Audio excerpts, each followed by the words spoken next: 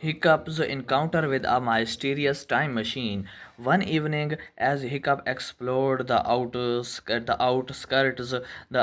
Hiccup explored the outskirts of Burke, he stumbled upon something unusual hidden beneath a collapsed,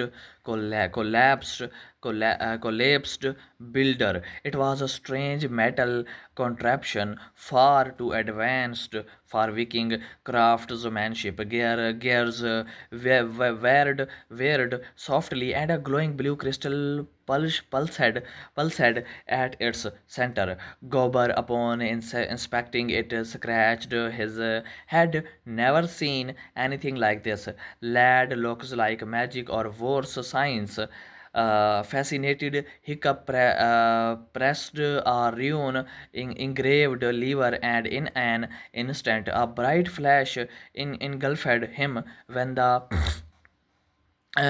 light faded, he found himself standing in a completely different burg, one filled with towering metal structures, dragons soaring in perfect formation, and people wearing unfamiliar clothing.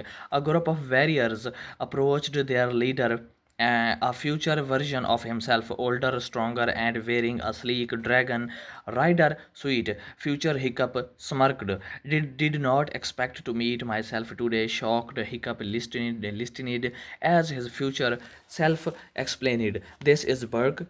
200 years from your time, dragons and Vikings have built a true civilization together, but something went wrong. Someone is trying to erase this future, and I think you are the key to stopping it.